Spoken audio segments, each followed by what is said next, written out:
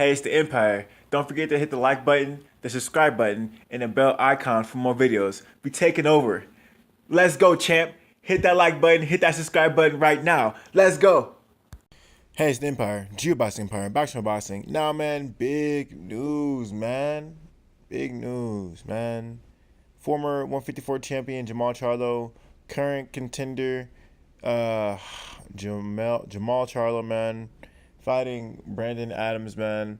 He says if he gets past this fight, he wants Canelo Alvarez in Mexico, man. Now this is a really big deal because Jermall Charlo is talking past this guy, and there's been a lot of upsets in boxing.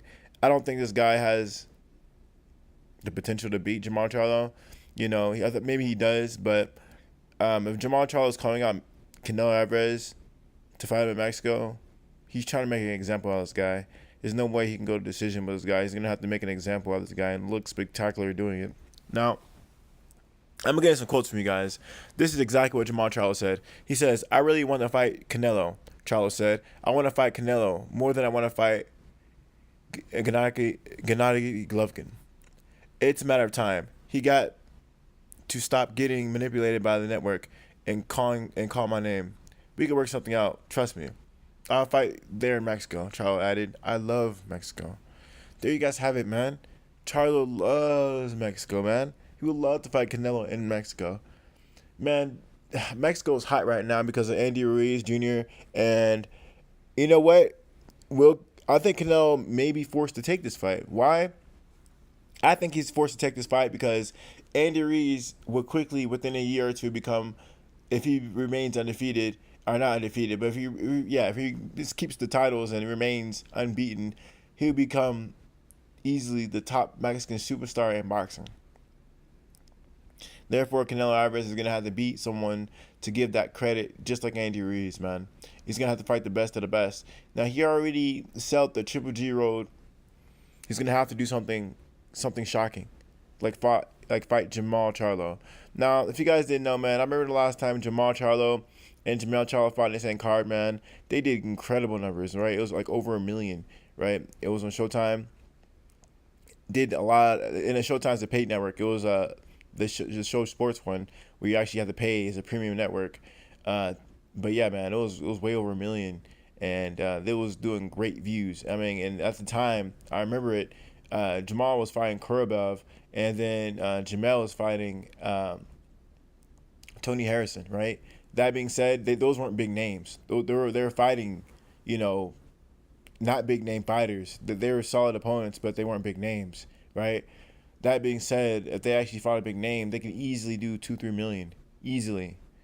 So Jermall Charlo is actually a really big name, man. It would actually help Canelo Alvarez star rise because Jermall Charlo has a different demographic than a Canelo Alvarez, man. And I think this fight would be a really big fight. I would love to see this fight in Mexico, man. If you're gonna go fight, man, you gotta make a statement. Maybe back in the day, you can stay in America and just fight in America your whole career. But if you really want to become a legend and you want to become popular really quick, you're gonna have to travel, man. You're gonna have to travel. So I would love to see that fight, man. That fight would be a really big fight. And I was really excited to see that because Canelo Alvarez, I mean, he already fought a 168 fighter and beat him pretty bad, right? I can't even think of the guy's name. He beat him so bad, man. I forgot the guy's name. But yeah, man, I mean, Canelo Alvarez is not afraid really of anyone. If anything, it's probably the network maybe not letting him fight. But Dance at this point in time, they're gonna have to. Ever since Anthony Joshua lost, Canelo Alvarez might have to pick up the slack and get these fights out the way before, anything can happen in boxing. You think you're gonna wait a fight out and build this fighter up or whatever, and then, you can lose to a mediocre fighter or a less than average fighter. It happens all the time in boxing, or you lose to a great fighter that no one knows about. So that can happen all the time in boxing, and the 160 division, the 168 division is stacked with, and all the divisions really are stacked with out-hand fighters. So you're going to make these big fights while they're still liable and while they still make a lot of money before sitting on them has an expiration date, and you're fighting all these lions who just don't get the respect they deserve. You know what I mean? All these fighters are extremely dangerous. They're all boxers. They're all professionals.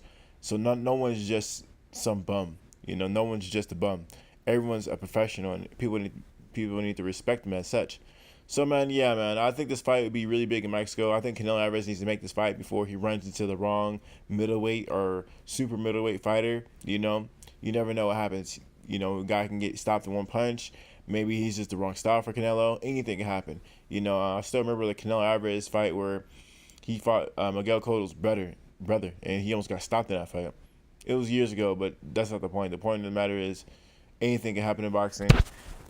You know, upsets been happening back to back this year. Anthony Joshua lost, JERMALL CHARLO lost, Jarrett Swift Hurt lost. I mean, it's wild in boxing right now. So that being said, Canelo Alvarez, I think it would be a really good decision for him to fight him now before an upset happens. You never know. Let me know how you guys feel about it, though, man. That's how I feel about it. Like, comment, subscribe. This is the Empire. Geoboxing Empire. Peace. Geoboxing.